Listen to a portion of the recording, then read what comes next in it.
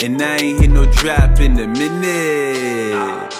No, I'm about my business. Rappers Got Podcast, episode 6. What's up, people? This is your host, Diggy Metro. Bales Pagliacci. And today we are going to talk about being grateful. Yes, being grateful for what you got, what's right in front of your eyes. Being a rapper, you're led to believe that you have to have thousands of plays or hundreds of thousands of plays and a million plays to be successful in any manner. But with how the world works and how music works and garnering a fan base, it doesn't take that much to actually have like real people support you and purchase from you and do all these things. Mm-hmm. So we want to talk about being grateful for the 5 plays that you get, because that's 5 people, or it could be one person that played it 5 times. But there's someone out there that is taking time out of their day to listen to you, and they don't have to. We're also extremely greedy in this game. We think that everything is like we deserve it. And real shit, you don't deserve anything. Like, just because you put together a song doesn't mean that you deserve listeners. Mm-hmm. It might be the greatest thing, it might be the worst thing, but it doesn't mean that you necessarily deserve anything. So to get 5 plays on a record, or to get 10 plays on a record, and then going further to get 100 plays on a record, like, to feel like that's a failure, rather than understanding that there are people out there that literally can't get any plays.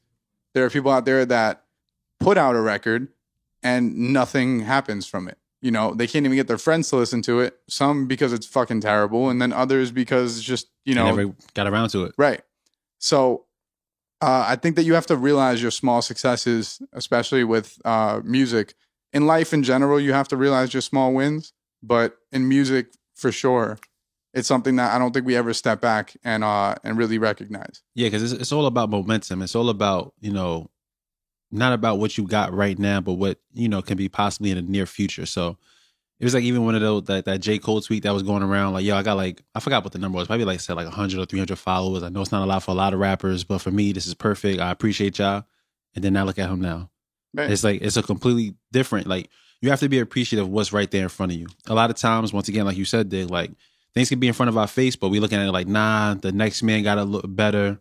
They get more plays, they get more views, this, that, and the third. And, you know, that starts creating this kind of like negative mentality or negative feelings within yourself. And then next thing you know, you're on that path of like that hating path. Like, yo, I hate this person because they got this, that, and the third. They're not doing, they're doing things differently than me. Why is it not working for me? And I personally had that problem at one time. I ain't ashamed to admit it, you know, and it's just like, once you sit there and you start being grateful for what you got and you step back and you bring that positivity inside your career, your life, whatever the case may be, you start to see, okay, now things are working in my favor. Like now, all this positivity I've been giving out, you know, within trying to do the podcast, also doing YouTube's things, trying to help out independent artists, and just being grateful for anybody that does encounter my music or reaches out to me.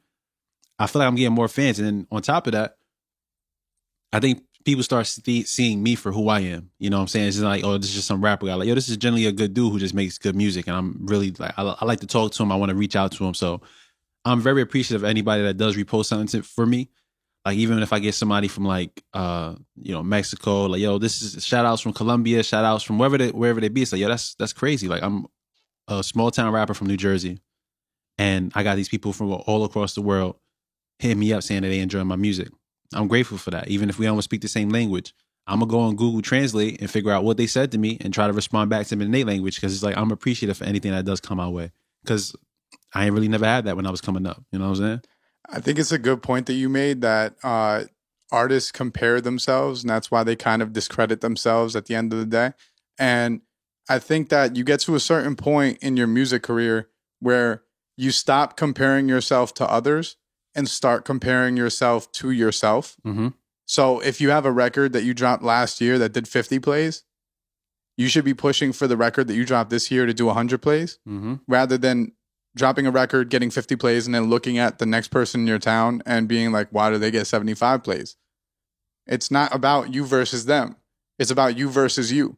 What are you doing wrong that you continue to get 50 plays?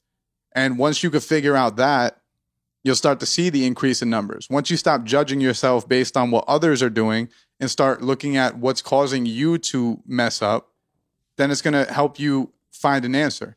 You know what I mean? And like, for the artist who compares themselves to others, it's easy to do. Like you said, oh, I've done that. Like, It's easy to do. I mean, I remember when I was first coming up, there were other artists locally or even like a few towns over, whatever. And I remember people always being in my ear, yo, you're better than them, though. Mm-hmm. And it's like, although that made me feel good, it also created some weird divide with the other artists because, like, realistically, I probably should have worked on a record with them. Instead, I had some weird animosity that they probably didn't even share for me. Mm-hmm. I just felt like I needed to, like, be the guy. And the thing is, like, outside of your small town mentality, you could both be the guy. Like, no one in fucking Bangladesh gives a fuck if you are the guy in your small town. Nope. Like, it does not matter. There's people way outside of your realm of thinking that could potentially be your fan, and they don't give a fuck about the guy 2 towns over from you. You know what I mean? So, like, your goal is to find listeners in the world. It's not to find listeners from your high school. Yeah, because like if you think about it, that person from Bangladesh, like even if they are aware of better artists, I'm pretty sure they have heard of like bigger name artists in America, but they're reaching out to me. Like out of all the music they heard or whatever the case may be, everybody's advertising now, everybody's has music videos, everybody's doing music. But that person took their time and said, yo, I need to send a message to this person just from listening to that song. And it's like, you got to be grateful for that, whether it's 5, 10, 15, 20. And, the whole thing about comparing is in this day and age of people being able to fake streams like we talked about and, being able to fake buy bots and everything, you're probably comparing something that isn't really legitimately there. You know what I'm saying? Like you're comparing this person got 75 views. What if that person, the 50 of them views came from a bot? Now you had 25 views. Even if they didn't, though, it's not even something that you should think about. Like, like your plays don't dictate my plays, or your plays shouldn't dictate my emotions. Now, let me ask you a question. Do you listen to Kendrick? Yeah. Do you listen to Cole? Of course. Do you listen to Drake? Of course. Did you ever in your head go, nah, fuck Drake because of Kendrick? Nah, but I have said Cole's the top for me. But have you ever stopped listening to the other Definitely ones because you wanted to listen to the other? No, right? Definitely not. Like, yo, this world of music, like, it's okay for 5 people to exist in the same area and for people to listen to all 5 of them on separate occasion. Now, chances are those 5 people don't all make the same type of music. But if they did, it's perfectly fine. Like, you didn't get any, there was no disrespect if you listened to 5 Foreign rather than listening to Pop Smoke. No, not at all. If you like that style of music, chances are you're going to listen to both of them. There was no, like, it didn't matter if you liked one more than the other. If you listen to both, it's still cool. And that same thing applies to you in your small town. If people like both you and that other artist, there's no problem with that. In fact, you guys should probably work on records. And then when they collaborate together, that's even better because now I'm taking this side of people that probably don't really rock with you, but I'm bringing people that rock with me that really don't rock with you. We bring them together, and then boom, we got a fire record. I was the one guy in high school that, I got made fun of for being a rapper. That was a constant thing. Like, yo, this guy thinks he's this and thinks he's that. Whatever. Same people congratulate you once you're doing well or doing whatever. And I was the one guy that, like, if I knew you rapped, I was down to work. Like, in my high school. If I knew you were another rapper from my high school, I didn't give a fuck if you had friends. I didn't give a fuck if you were cool. I didn't give a fuck. Whatever. If you're a rapper, being that there's not many of us, I was down to work.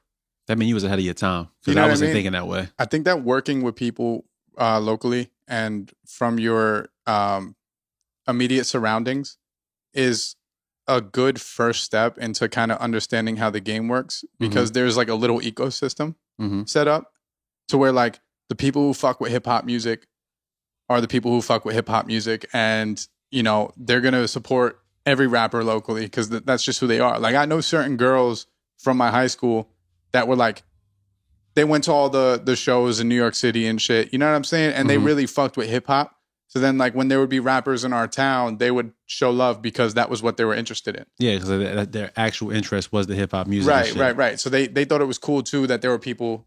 And it's not like groupie shit. It's like they're actual fans of, like, the art. So they would turn around and, like, support all the artists around. And I think that when you're a small town artist as well, you start to, like, take that and kind of misconstrue it because you're like, damn, like, How could I get her to only like my music? Yeah. You know what I mean? Why is she like everybody? And that's never the case. But once again, like when we're in our bodies and we're in our own minds, we sometimes get in the way of ourselves. I don't want to say sometimes. A lot of times we get in the way of ourselves as far as there's certain points or there's certain things that we could reach for, but our mind makes us go the other way, or our own ego makes us go the other way. Like, nah, like I said, for me personally, I was just like, I ain't working with nobody because I'm fire. I know I'm fire. And at the time, a lot of people probably didn't want to work with me either. And they probably had the same mentality as I did. So let's just say we both changed our mindset and then we actually worked together. Who knows like what kind of relationships I could have built with artists that's locally in my city right now that I don't have because I was just playing on the side and I was like, nah, I'm gonna do this all on my own. See, I have the opposite thoughts when it comes to like listening to my old music. Like at this point in my rap career, I could understand that like I wasn't fire. Mm-hmm. Like my music back in the day was trash. Oh yeah, but you know, in your head you think at the time, yeah. Listening to it now, like I could listen to a song from like 4 years ago and be like, yeah, that's not up to par with what I'm doing right now. I literally, you know what I mean? Like, and I think that's fine. It just shows growth. If you listen back to a song that you made like 5-10 years ago and it sounds exactly the same as you now, that shows a problem. Hang it up. Yeah, like that shows a problem. Like there should be some sense of growth in your music. It shouldn't just be like, oh, he's never gotten better or worse. Especially if it's not hitting. Like if you don't got the sound, like, and you still sound the same way, nah, you gotta hang it up, man. Being stagnant isn't a good thing. Definitely in not. Music. I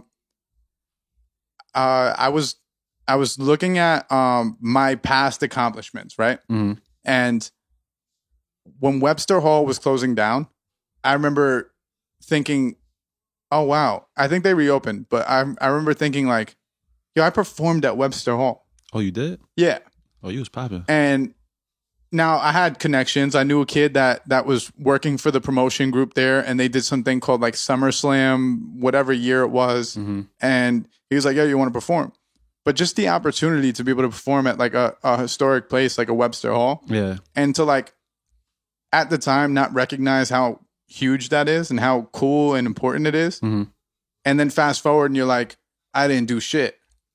But like you performed at Webster Hall. Yeah. Like that's one thing that you could always have under your belt. Like you'll always know, yo, I performed at one of like the most poppin' New York venues that there ever was. Yeah, like even when I spoke previously on the last few episodes about performing in New York, how I thought it was a scam. In a sense, like even though it was like a bad thing mentally for me, personally on a artist level, I was in front of like 200 or something people, and they was like listening to the music, they was rocking their heads, and I was like, yo, that was actually my first time really performing. So for me to even experience that, it's like I'll never forget it. Whether I thought it was a bad, situation after the fact, I still had a moment that I can never forget that, I recorded. Well, the bad part is the business part of it. It's not the experience of performing in front of 200 people. Yeah, it's a great experience. Beautiful. It's just the business portion of it that's not helpful for you. Mm-hmm. You know what I mean? But like as far as taking that in and being like, yo, I got to perform for 200 people. You have to recognize, like, I know as rappers, we all compare ourselves and we think that everyone does this and everyone does that. But like, there are some people that have never performed for a crowd. Yeah, that was my first time ever performing. They've never even thought of that happening. Mm-hmm. You know what I mean? They don't even know how to make that happen. So if you've ever performed, like clap for yourself. That's like pat yourself on the back. That's huge. Give yourself your flowers now. It doesn't matter if it was a party or whatever. Like if you have performed in front of people, you've accomplished something. Mm-hmm. If you have put together a record and put it out, you've accomplished something. Because it takes a lot to do those things. Number one, to get in front of people and record. I mean, not record, I'm sorry. Like get in front of people and perform something that you did record. That takes guts in itself. That takes a lot of pride. That takes confidence. That takes a lot to just go up there and give it your best shot. Think about even the idea of putting out a song, right? Like to us, it's second nature. We put out a song. But do you remember the first time that you ever released a record for the public? Yeah. It's horrifying. It's very horrifying. Because you're thinking, oh, fuck, what are they going to think? What are they going to say? Like, are they going to hate it? Are they going to love it? Like, fuck, man. And now it's gotten to the point where like, you don't even question it. Yeah, shit. My ego wasn't way back then. My first song drop, I'm about to blow up. But I was so wrong. Did you feel like that? Yeah, bro. I'm telling you, my mentality was crazy. I felt like that when I started recording at a real studio. Like when I first got my real life mixes back, where like a actual engineer was working on my shit, I felt like, Bro, I promise you, I was on, was it not Pro Tools? It was, it might have been Fruity Loops or like, it might have been Cubase. I had like this little micro USB microphone and I'm sitting there rapping into it with my mans.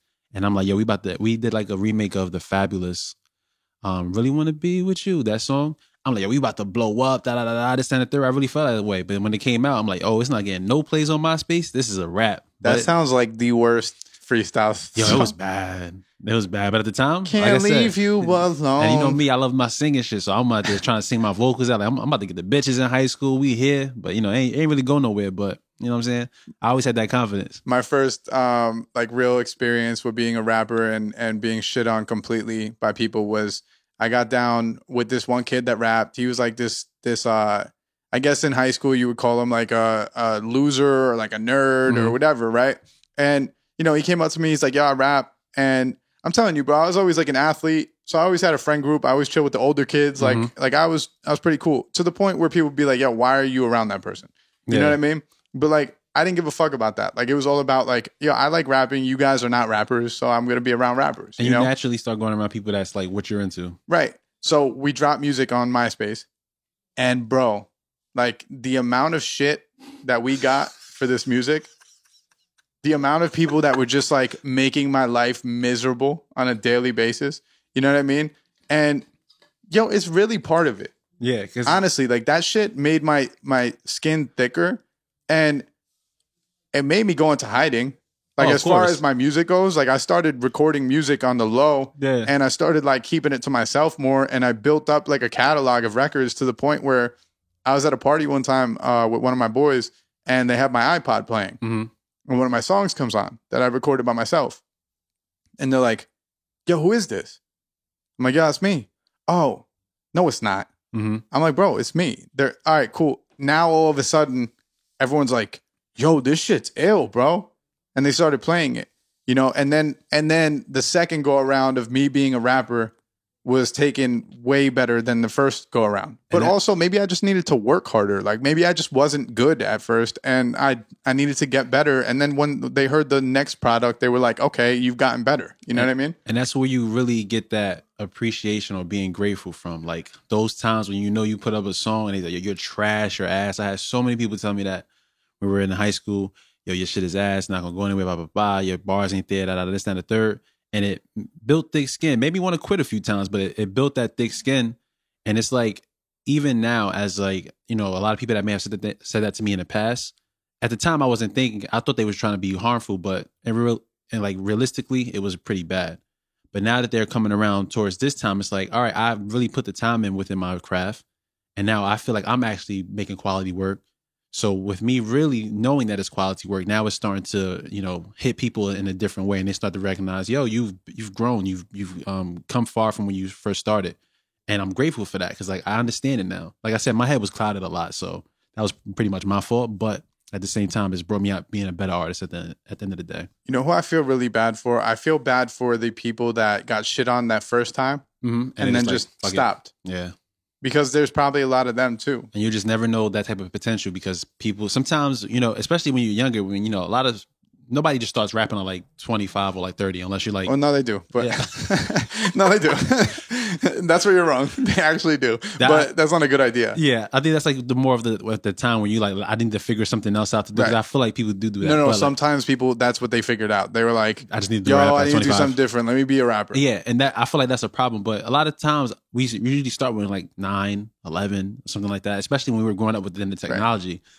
Right. And at the time, it's like, yo, it's trash, and you're at that age where it's like, yo, this really, maybe it is trash. Maybe I need to give it up, and then you just stop, and then you just never know what's going to be there in the future. You know what I'm saying? Because you're just like, yo, these people must be right. You know what I really dislike? I dislike when you hear someone who just started rapping and you immediately jump to calling them trash as if everything in the fucking world doesn't have a time frame where you're bad at it and then you're going to get better. Yeah, you got to put those hours in. Like, just because someone just started rapping and they're trash, that doesn't mean that they'll never be good at rapping. Like every rapper that you've ever heard in the world will tell you that when they first started, they sucked.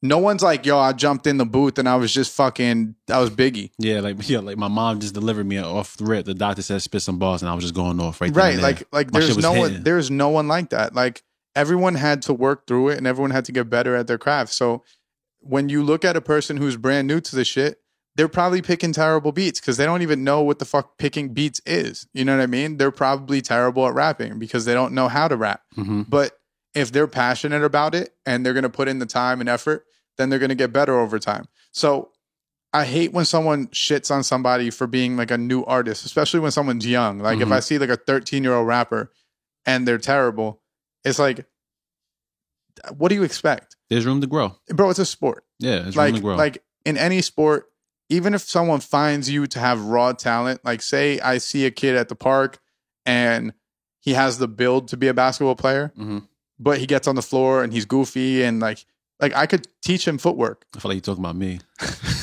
I could teach him footwork. I could teach him skills like to be a better basketball player. And if he puts in the work and he goes to the court every day and practices on the footwork, like years down the line, he'll be a better basketball player and he might be an actual good basketball player. Yeah, exactly. There's something to just working hard. And I don't think that too many people are just naturally talented. Yeah, like when I think of myself, I consider myself one of those probably raw talent people. Is like I can make a song. I know how to structure a chorus. I know how to lay my bars down. I know how, like the whole how to structure a song and all that. But all that other artist stuff, like when it comes to like, you know, kind of looking cool or just having like the images, like I'm here and there with that. But it's like I'm not one of those people that's just strictly like, yo, I'm the best. Like I know I had to work on it because now that I'm at that point, it's like I finally figured out how it's going to benefit me the best. I found out how to structure that raw talent to where it may seem like it's actually talent to a lot of other people. Like I hear that so many times, like you're so talented, you're so creative. And it's not that it hasn't always been there. It's just that I didn't know how to put it to work for me. You know what I'm saying? Right. And, you know, you're not expected to. Yeah. Because you got to learn it. That's the thing. Like, I feel like in music, people do get harsher critiques for not knowing shit and not being like aware of how to rap and not being aware of how to do things off rip. You know, like, I wonder if the people who were judging my music when I was 14 years old in comparison to like a Fab understood that like Fab started 10 years ago.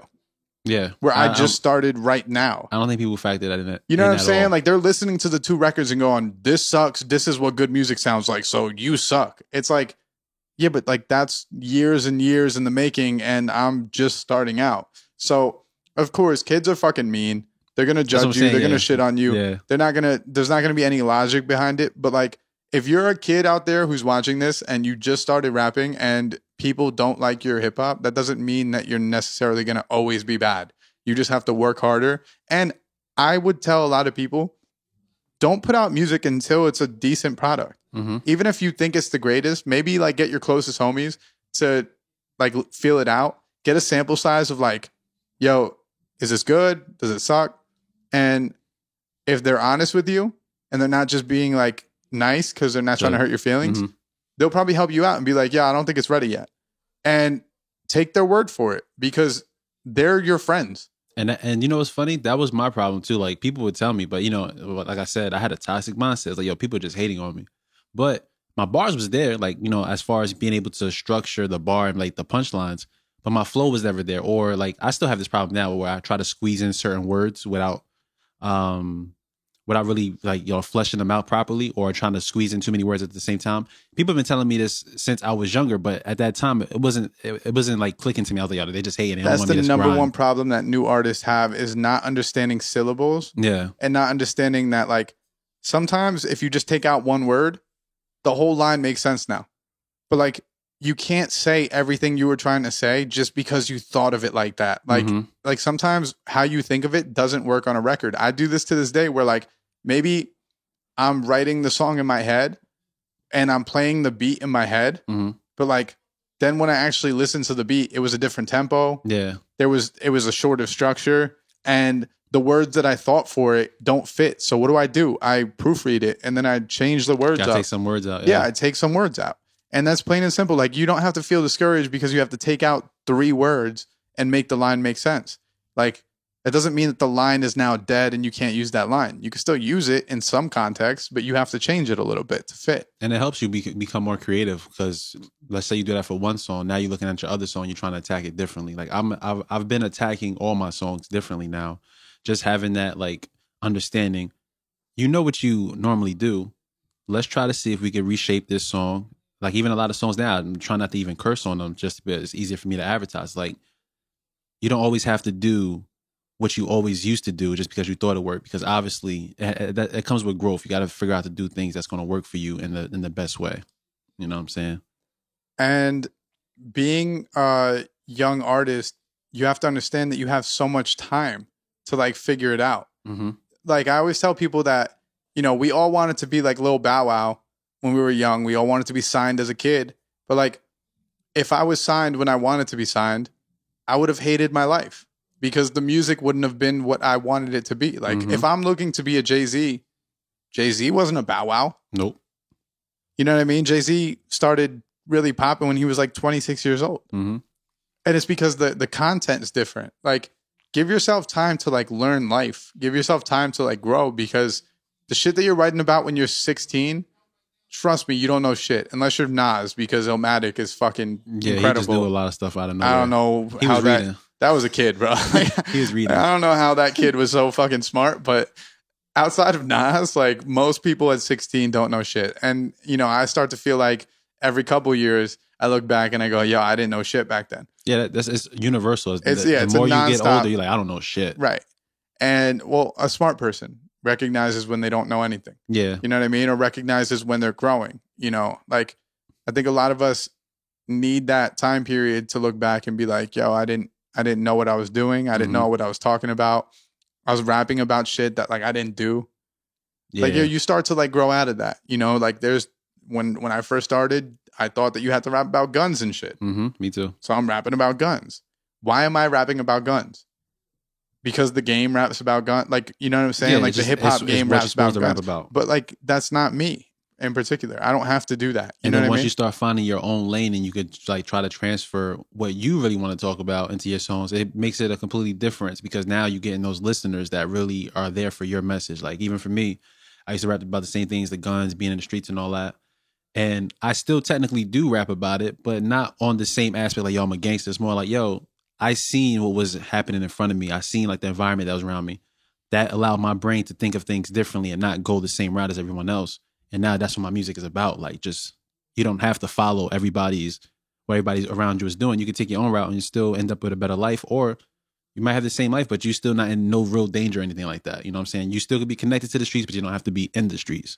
Right. And also like hip hop gets super easy once you learn it, because it really goes no further than just like talking about what you actually experience. Mm-hmm. Yeah. Like it should be simple. It shouldn't be you reaching for things to talk about, because it should be based on your life experiences, whether that be like some of the people who are talking about guns on records are really around guns all the time. Yes. And those people have every right to talk about guns on records. They do.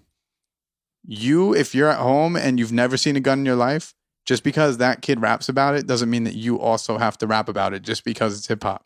Like the best part about hip hop is just telling people your story, your real story.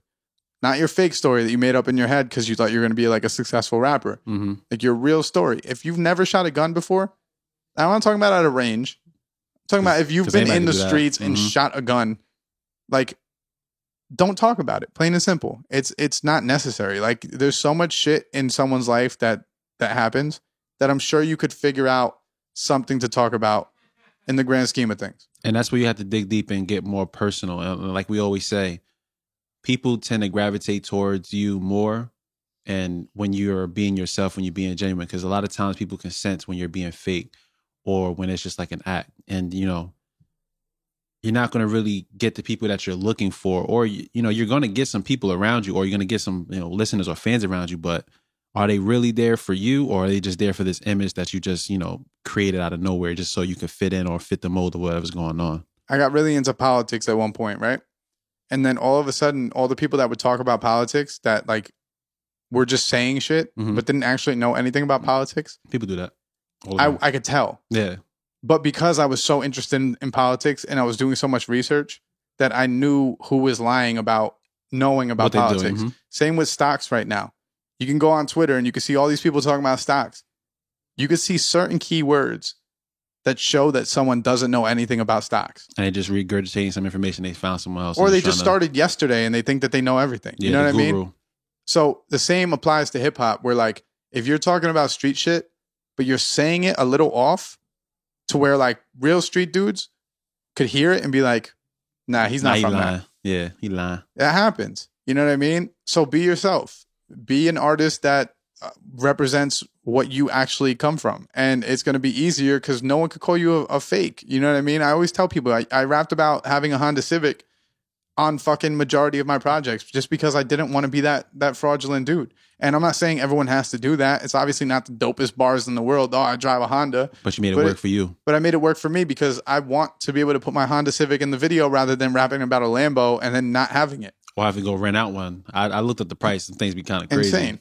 And you got to put insurance on it and everything. Something happens to it. I seen that one time, dude, he crushed the windshield of the Lambo. Because motherfuckers want to step on the car. Yeah, like you're wilding. Now you got to pay for that. I'm good. I'm gonna just stick with my little RAV4, my little soccer mom car, drive around, and be appreciative of what's given to me. The fans, they don't care I'm driving a RAV4. They just like me for the music, and I appreciate that. Because I you love could rap y'all. about the RAV4 until you have a Lamborghini, or you could rap about the RAV4 until you have a Mercedes. Mhm. You know what I mean? Like it's not a problem. Like we all come from the struggle, so like you should have circumstances that reflect that. And if you don't, good for you. But like that's not what majority of the people listening to this art have.